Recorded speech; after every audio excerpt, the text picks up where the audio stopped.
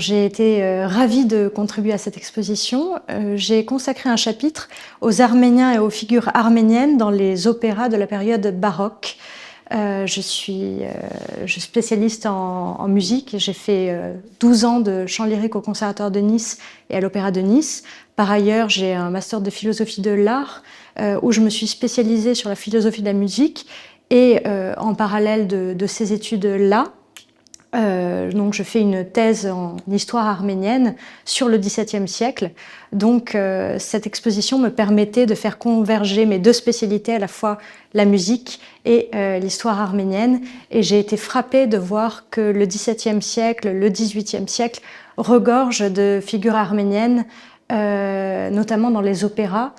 Dans les pièces de théâtre, on voit apparaître une multitude d'opéras consacrés à Zénobie, princesse d'Arménie, Tigrane le Grand, roi d'Arménie, et voilà, les rois, les princesses arméniennes, Sémiramis également, deviennent des figures qui sont à la fois teintées d'exotisme, mais qui nous ressemblent, puisque l'Arménie est un pays chrétien, le premier pays à avoir été chrétien. Donc voilà, c'est à la fois l'Orient rêvé, mais c'est aussi un Orient qui nous ressemble, qui ressemble aux Occidentaux. Et les voyageurs français, les marchands, sont souvent charmés par, voilà, par leur voyage en Orient. Lamartine en parle beaucoup, même si c'est plus tardif, évidemment. Je pense que le déclencheur, c'est justement le commerce de la soie et des diamants. Alors à l'époque, au XVIIe siècle, la seule mine de diamants au monde se trouvait à Golconde.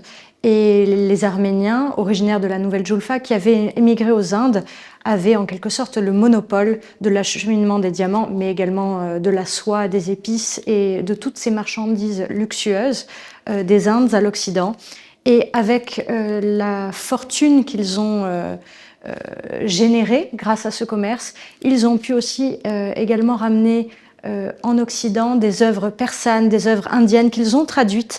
Ils ont été aussi des intermédiaires culturels très importants.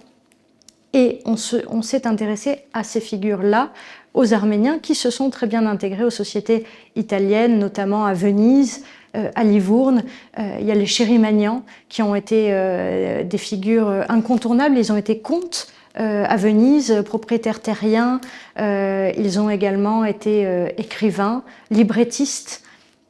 Donc voilà, les Arméniens ont toujours eu une faculté d'adaptation assez importante et le fait qu'ils soient polyglottes leur a aussi permis de naviguer entre différents peuples et de faire connaître leur culture à différents peuples. J'ai ressenti beaucoup d'émotions, notamment en voyant ces longs textes qui semblent être des écharpes, mais qui sont en fait des amulettes. J'ai ressenti beaucoup d'émotions parce que ce sont des objets dont j'avais déjà vu quelques exemplaires à la librairie Samuelian à Paris. Et c'est mon entrée dans cette librairie qui m'a décidée à m'inscrire à l'INALCO et à étudier l'arménien. Donc c'est assez symbolique pour moi. Et ce sont aussi des documents que j'ai trouvés à l'Archivio di Stato à Florence, dans le cadre de mes recherches. Donc c'est vraiment des objets à la fois magiques, de dévotion symbolique qui m'ont émue. Je pense que c'est important parce que le revers de la qualité des Arméniens à s'adapter, c'est leur invisibilisation. Et ils ont été des acteurs majeurs à la fois du commerce international à l'époque moderne, mais également de la culture. Et ils ont eu un rôle politique assez grand, puisqu'ils ont offert notamment, donc à l'époque moderne, un trône serti de pierres précieuses, de diamants, au tsar de Russie. Ils pouvaient parler au roi Héraclide II de Géorgie, qui lui-même avait offert un bourg, le bourg de Lori, à un très grand marchand arménien de Madras. Enfin voilà, ils avaient une importance vraiment dans divers domaines, dans le domaine de la médecine, de la diplomatie, mais également des arts et de la culture. Et je pense que ce n'est pas assez connu du grand public occidental. Souvent, quand on s'intéresse à l'Orient, on ne pense pas au Caucase et l'Arménie ne vient pas tout de suite à l'esprit parce que, par exemple, à l'époque moderne, l'Arménie n'existe pas. Et il y a un grand vide dans les ouvrages d'histoire à partir de la chute de l'Empire arménien de Cilicie.